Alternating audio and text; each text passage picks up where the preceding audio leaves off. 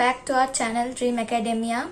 I am Ipshita Chatterjee and I will be teaching you calculus in this series. And I am a student of BHU, BSc second year Mathematics Honours. And first today I will start with a very new chapter, functions. It is a very important topic from the point of view of examination. So you should not just ignore this and expect a good marks and a good rank. So let's begin.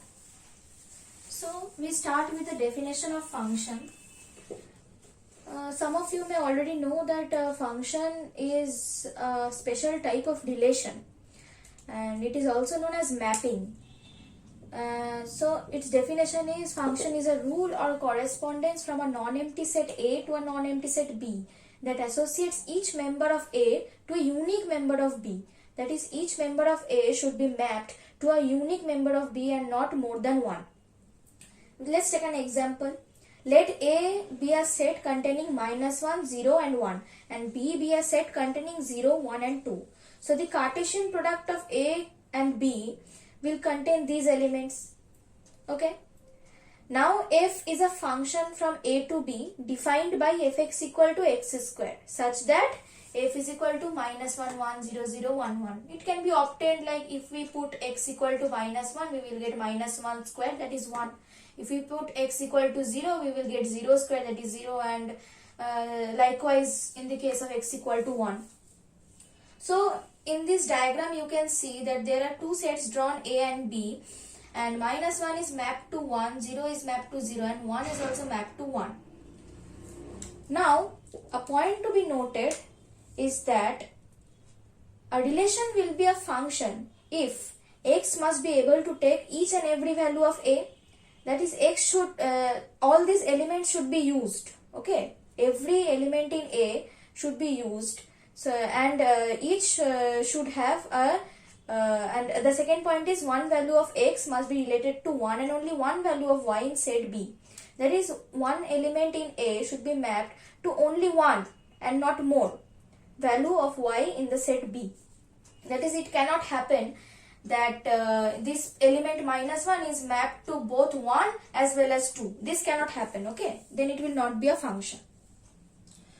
Now, we can also understand this note graphically, like if any vertical line cuts the graph at more than one point, then the graph does not represent a function. So let us take two functions to understand the same. Let us take this is y, this is x, and let this be a function. Okay, so if any vertical line cuts the graph at more than one point, then the graph does not represent a function. If we draw a vertical line anywhere, then you see that the line does not cut the graph at more than one point, so it will be a function. Okay.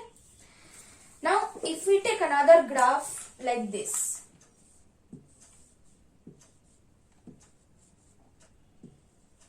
suppose like this, you can see if we draw a vertical line over here, then the line cuts the graph at more than one point, here 2 points, so it won't be a function.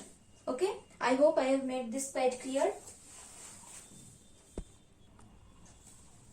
So here is a question for you all. Which of the following pictorial diagrams represent a function? And we have 4 options. So whatever I have said till now, you should be able to answer this question using these 2 rules. So you can pause this video and try this on your own. Pause this. Okay, so now I am telling how to do it. Look at the 4 diagrams. In the first, that is A option, you can see that one element in the domain has no image. So the first rule is violated. So this cannot be a function. Now the second option B. Here you can see that x is taking each and every value of the domain set, and also one value of the domain set is related to one and only one value in the range set. Okay. So this option is following both the rules. So this is a function. Now option C. Here you can see that there is one element in the domain that has two images. So this violates the first rule that x must be able to take each and every it violates the second rule that one value of x must be related to one and only one value of y, because here this element is taking two values in y.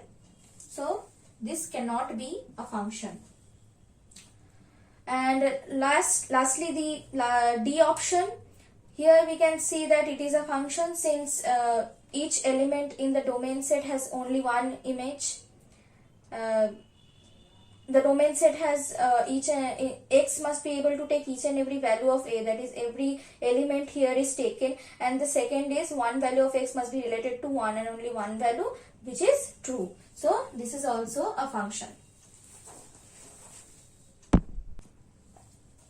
So here I have a question for you guys to do yourself, and please let me know the answer which you got in the comment section below.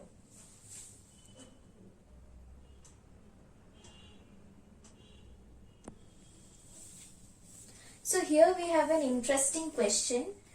You can try to solve it on your own first, then I will tell you the solution. The question is, let gx be a function defined on -1, 1, closed interval. If the area of the equilateral triangle with two of its vertices at 0, 0 and x, gx is √3/4 square units, then the function gx may be, then we have four options. So this is a single correct type question. So only one option is correct, and we have to choose the most appropriate one. Okay. So let's okay. So first you try to pause the video and do it on your own. Then I will tell you the solution. Please pause the video and try. Okay. Now I am telling you the solution. So first thing to be noted is that in the equilateral triangle, we have two of its vertices at 0, 0 and x, gx. So, we can calculate the side length of the equilateral triangle by A is equal to root over difference of the x coordinates, that is x minus 0 whole square, difference of the x coordinate square, plus difference of the y coordinate square, and under root. So this formula we know already, and we also know that the area of the equilateral triangle is √3/4 a square. So we know these two things, that is the side length formula is this and the area formula is this. Now what else do we know? We know that the area of the equilateral triangle is √3/4 square units. That means that this is the side length. So what will so the area will a square. The side length we are squaring it. So we are getting a square is equal to here we have a square. Okay, so the area is a √3/4 a square, and here we have √3/4. So equating that, √3/4 a square is equal to √3/4. So √3/4 is cancelled, and we are left with a square equal to 1. Now we square both sides of this equation. Then what do we get? A square is equal to x square plus gx square. Okay, so we put 1 over here from this. 1 is equal to x square plus gx whole square. So taking x square in this side, we are getting 1 minus x square is equal to gx square. So doing root on both sides, we are getting gx is equal to plus minus root over 1 minus x square. Okay, we are just removing the, taking the square root of each of the two sides, and we are getting the result gx is equal to plus minus root over 1 minus x square. So here we have option A as the correct answer. Here you can see that if it had been a multi-correct, then B and C would also have been correct. Okay, so then A, B, C would have been correct. But I have already mentioned in the beginning that it is a single correct, so only option A is the correct option. So now we come to the domain, codomain and range of a function.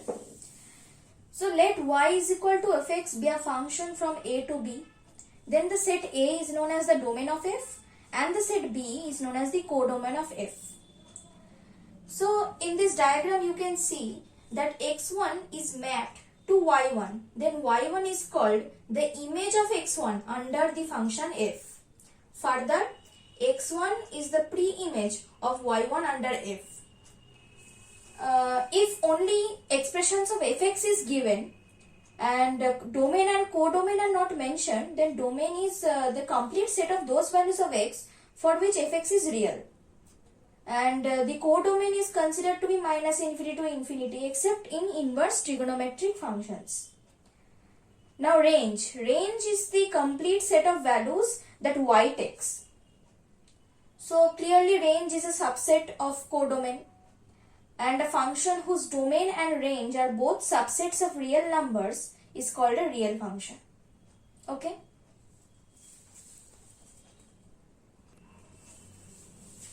So here we have a question. It is asked to find the domain of the following functions. The first one is fx equal to root over x square minus 5.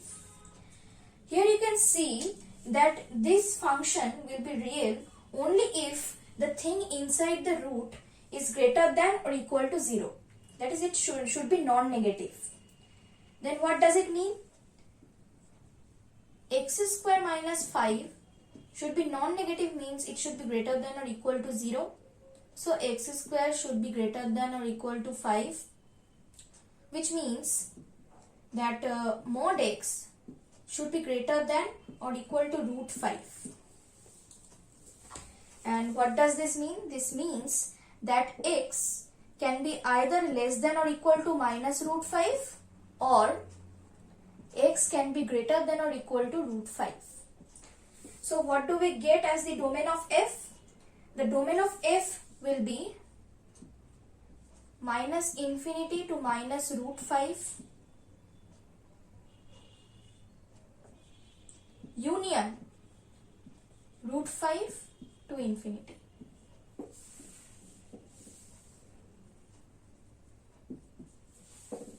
Next we have sine inverse of 2x minus 1. Sine inverse of 2x minus 1. Now we know that the domain of the sine inverse function is between minus 1 to 1. That means that this 2x minus 1 thing should be between minus 1 and 1. So let's find out what is the value of x for that interval. So we have 2x minus 1 between minus 1 and plus 1. Then this implies that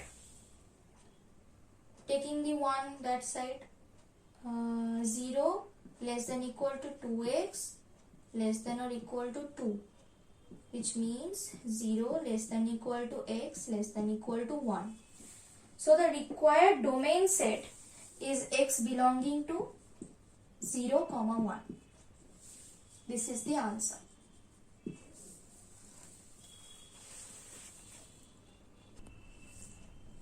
Okay, so here we have another set of questions. You can try it on your own first by pausing the video for some time, and eventually I will give you the solution. So the questions are, the first question is the domain of the function fx equal to log base 10 5x minus x square by 4 whole to the power half is, and then we have 4 options. This is also a single correct option, obviously. The second question is the domain of the function fx equal to 1 upon root over 10c x minus 1 minus 3 into 10c x contains the points, and then we have 4 options. This is also a single correct type, of course. So you can pause this video for some time and try it on your own, and then I will give you the solution. Now I am going to give you the solution of the first question. So we have this function, and clearly fx is defined for those values of x for which this log part is greater than or equal to 0, because we have a power 1 by 2, that is we have a root over here, so within this root we cannot have any negative numbers. So this log base 10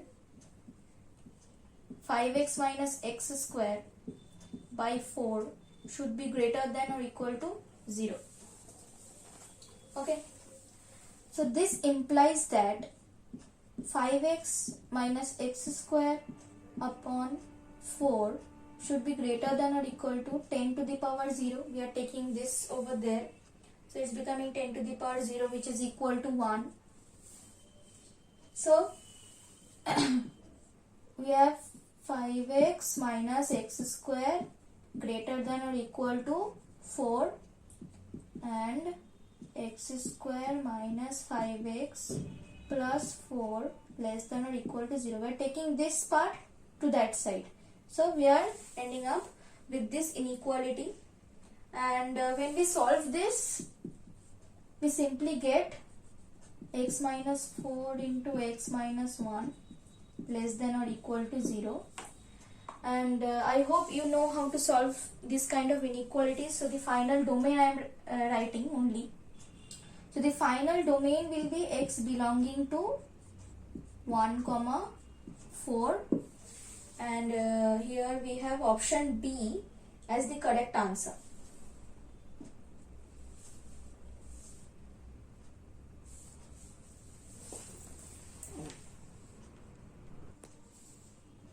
Now moving on to the second question. Now we know that since there is a root and this root is in the denominator, then there is an extra condition that we have to use. Here we could use the value 0 also, but here we cannot take the value 0 since 1 by 0 is not defined.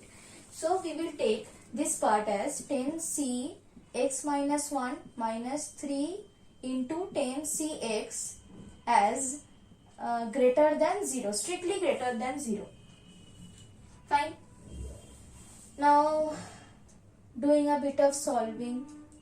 So we have 10 factorial x minus 1 factorial 10 minus x plus 1 factorial greater than 3 into 10 factorial x factorial 10 minus x factorial. So we can simply cancel 10 factorial and 10 factorial over here. Also this x factorial can be written as x into x minus 1 factorial. So we can simply deduct this and this factorial thing will go out. Also we can write 10 minus x plus 1 factorial as 10 minus x plus 1 into 10 minus x factorial. So this will also get cancelled. So finally we are left with the inequality 1 by 11 minus x greater than 3 by x. Now you can simply obtain by like rearranging it and stuff, you can obtain 4x is greater than 33. So we have to keep something in mind, that is the value of x can be from here greater than approx it is 33 by 4 though. approx x greater than equal to 9. Okay, since x has to be an integer. Now also we have to keep something in mind, that this x should not exceed 10, because this value should always be less than or equal to 10. So we have an extra condition that it should be x less than or equal to 10. So the only values that will satisfy will be 9 and 10. That is, the domain will contain only the point 9 and 10, as x has to be integer.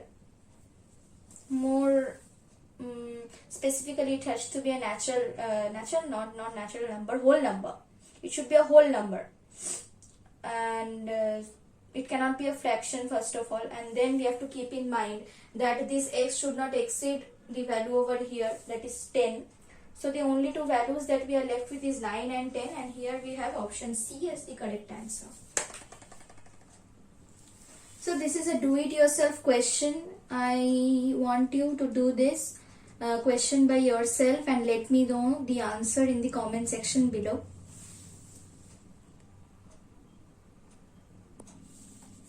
Now we move on to the algebraic operations on functions.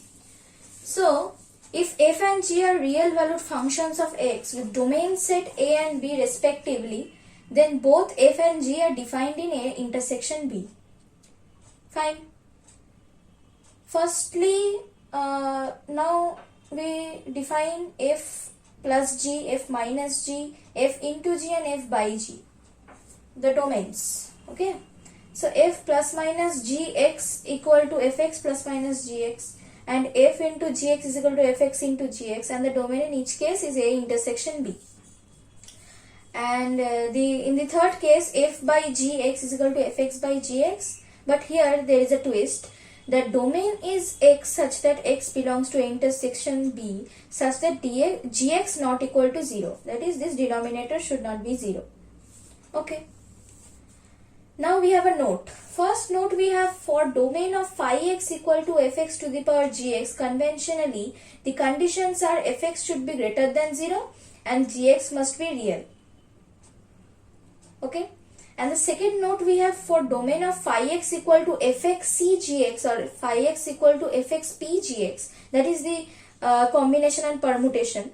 The conventional conditions of domain are fx should be greater than or equal to gx, as I mentioned in a previous example, that this value should be always less than or equal to fx. That is only mentioned here. Fx greater than or equal to gx, and fx should be a natural number, that is 1, 2, 3 up to, going on.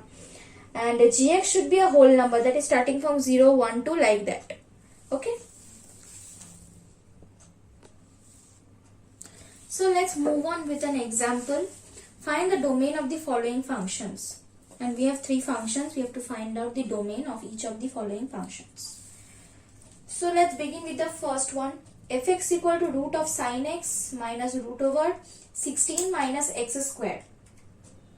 So we have to find out for which values this and this give real values, that is root of sin x is real if sin x is greater than or equal to 0. Okay. This means that x should be between 2n pi comma 2n pi plus pi. N belongs to integer. Why did I write it like this? Because sin x is positive in the first quadrant and the second quadrant. So I have written it like this, that it lies between 2n pi and 2n pi plus pi. Now, the second function is root over 16 minus x square. Now, root over 16 minus x square is real if 16 minus x square is greater than or equal to 0. This means that x square should be less than or equal to 16. So this means minus 4 less than equal to x less than equal to 4. Now we have to take the intersection of both these domains to obtain the domain of the final function root over sin x minus root over 16 minus x square. So the final domain will be 2n pi comma 2n pi plus pi intersection minus 4 comma 4. This can be also written as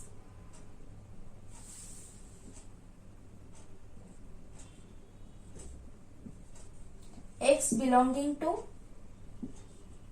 minus 4 comma minus pi union 0 comma pi.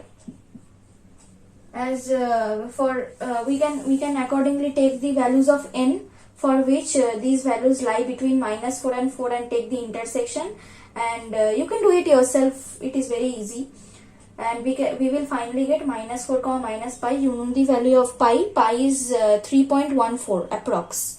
So it should be minus 4 comma minus pi union 0 comma pi, and that is the final answer to this question. Now we will move to the second part of the question, that is fx equal to 3 upon root over 4 minus x square log x cube minus x. So the domain of root over 4 minus x square is minus 2 comma 2. You can see that for yourself. But root over 4 minus x square equal to 0 for x equal to plus minus 2. So we will not consider the endpoints minus 2 and 2.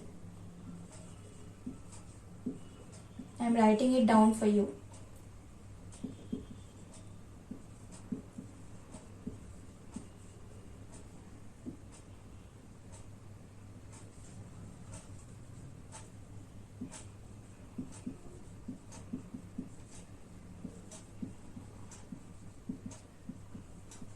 We can't allow 4 minus x square to be 0 because it is in the denominator, right? So here we have the domain as, so minus 2 comma 2 is the domain of root over 4 minus x square. Now this log of x cube minus x, this is defined for x cube minus x greater than 0.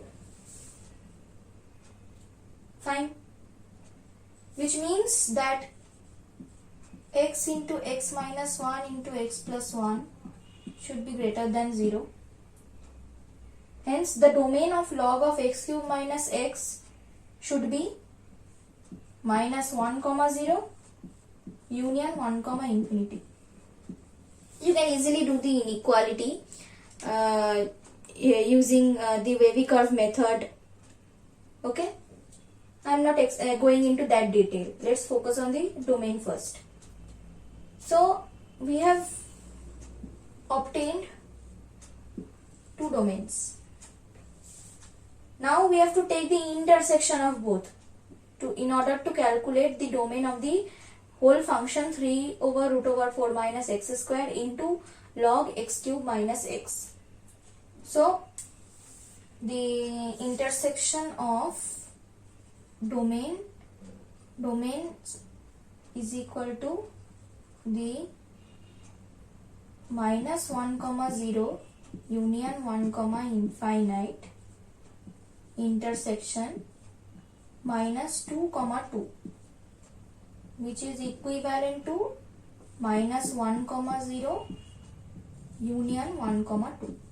We are taking the intersection, right? So finally we have this as the domain. Now the last question, fx equal to x power cos inverse x. I hope that you remember the note that I discussed moment in previously. So it was mentioned in the note that for domain of phi x equal to fx to the power gx, conventionally the conditions are fx should be greater than 0 and gx must be real. That is, x should be greater than 0 and cos inverse should be real.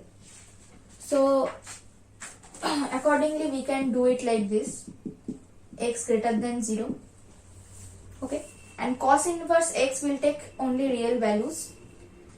So the domain of cos inverse x, it should be x minus 1 less than equal to x less than equal to 1. So the domain should be the intersection of both.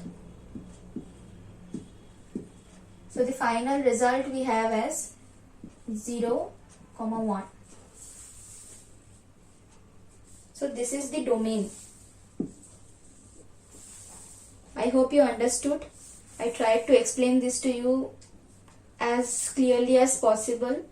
So if I am making any mistakes, please pardon me. I am trying my best. So here is a do-it-yourself question for you. You need to find the domain of these two functions. And with this, we end our today's lecture. Thanks for watching me. And please like and share this video if you really enjoyed this. And leave a comment below if you have any more suggestions. And please subscribe to our channel and press the bell icon for more updates. Thank you all.